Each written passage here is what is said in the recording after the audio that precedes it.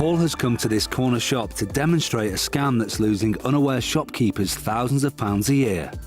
The shop's been rigged with our hidden cameras to cover the action. Hiya. Hi, good evening, sir. This is the counterfeit cash con. Let me scan it for you. Shopkeepers who operate tills are constantly on the lookout for fake notes. But here's a trick that all shop owners should definitely be aware of. Paul's about to demonstrate how he could pass counterfeit notes if he wanted to. Paul buys some chewing gum and a cheap DVD. You'll see what the DVD is for in a minute. Can you break that?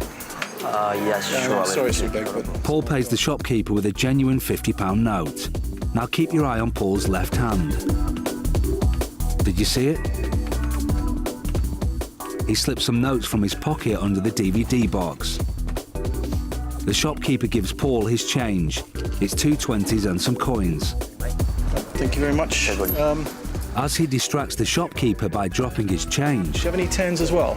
Would that be okay? For you. Paul swaps the real notes that just came out of the till for his own special 20s. And because the normally cautious shopkeeper thought those notes had just come out of his own till, he swaps them for genuine tenors without question. The shopkeeper was lucky, but if Paul wanted to, he could have just walked away with £40 in profit at the shop's expense. A lot of people might be tempted to throw away a counterfeit, but because it's a crime, it's very important, I think, that they hand them into the police or hand them into their local bank or post office so that actually we can collect the evidence about the counterfeits to help us understand what's going on better.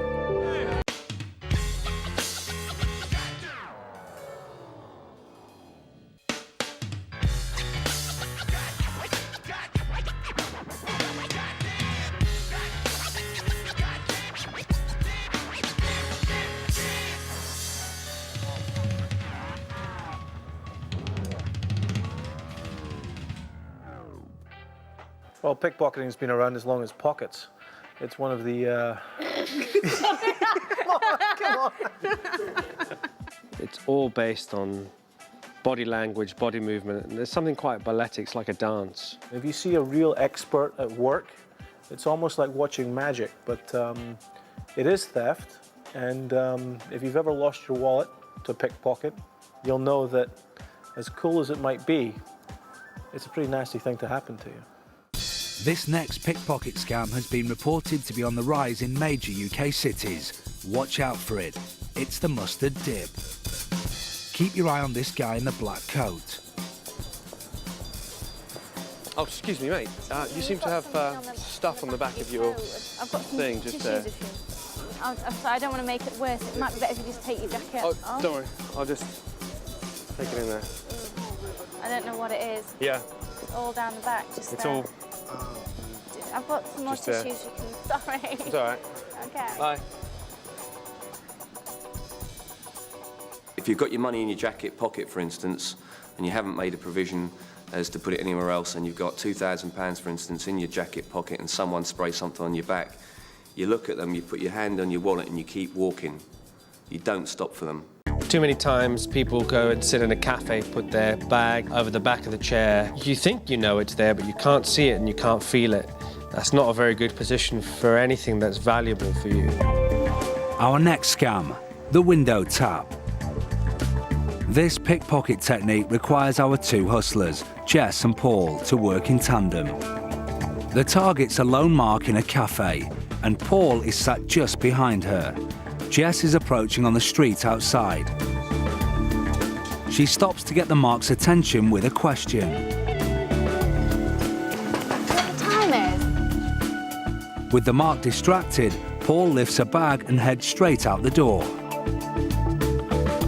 The mark returns to her phone conversation and hasn't even noticed. The obvious point to remember here is, always keep your bag in sight. For this scam, our pack of hustlers have placed themselves strategically around this cafe, rigged with our concealed cameras. Here are Jess, Paul and Alex, all apparently unconnected and grouped around a mark. Jess starts the ball rolling with a scam we like to call... Excuse me, can you smell my bag for a minute, please? Mind my bag. Yeah, sure, no problem.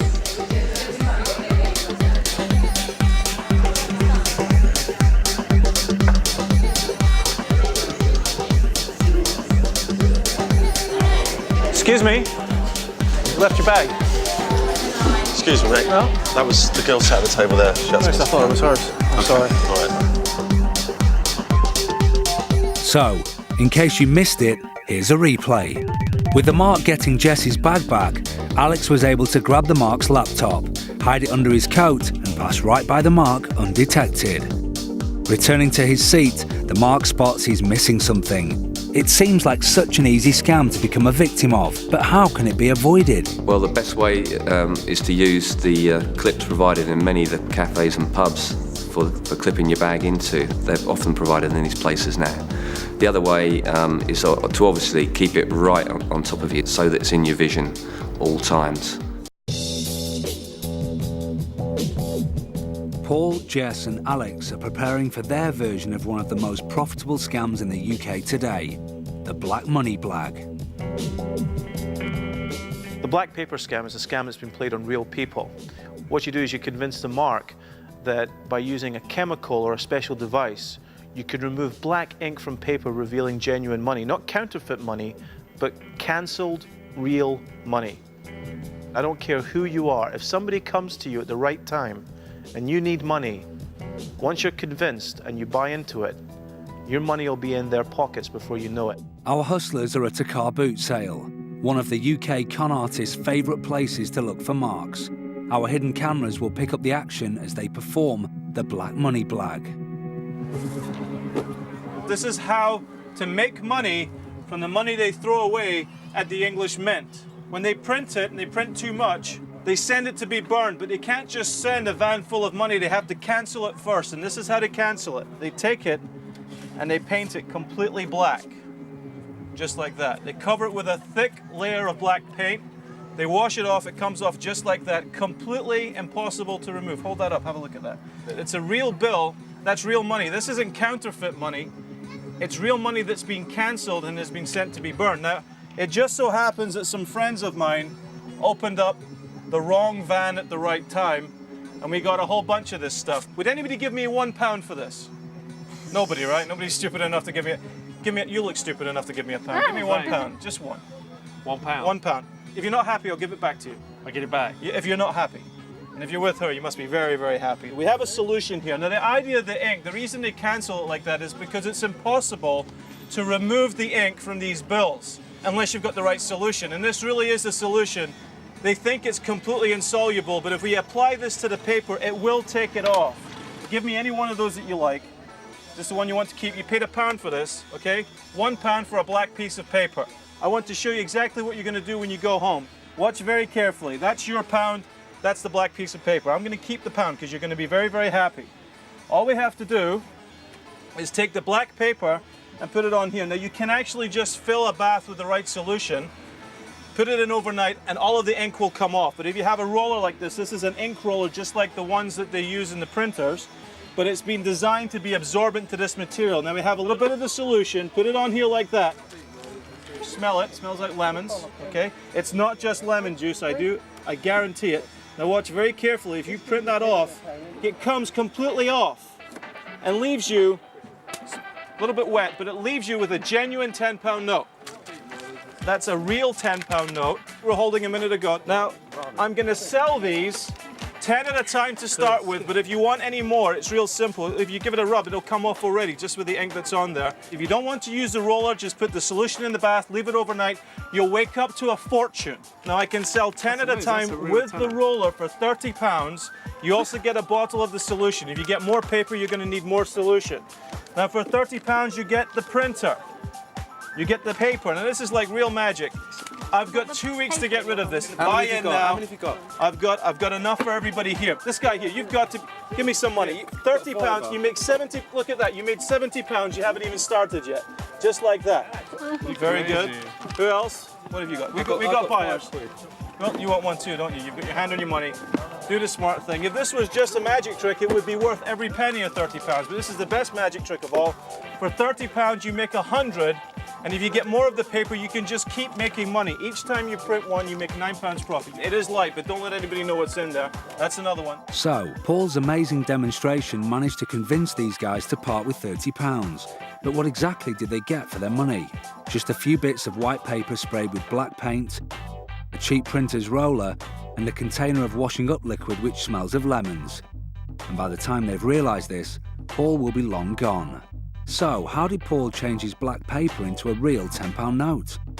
Well, when he said it looked like a magic trick, for once he wasn't lying. Because yes, it is a magic trick, available to buy from companies who sell on the internet to professional magicians. It certainly worked the magic for Paul, producing £60 from these gullible victims. So, what did he have to say when we revealed our cameras and came clean? You know, most people are in debt for a start. So if they're going to get money, if they're going to get a way out of their debt by just making their own money at home, and they can get away with it, then why not? One victim of this scam was so embarrassed to have lost £20,000 that we agreed to disguise his identity. The police have said that it happens all the time, but I'm just one of the rare ones that have actually come forward. Unless you're working 9 to 5 and earning it, you are not going to get anything for nothing. Greed fuels everything. It's all about greed.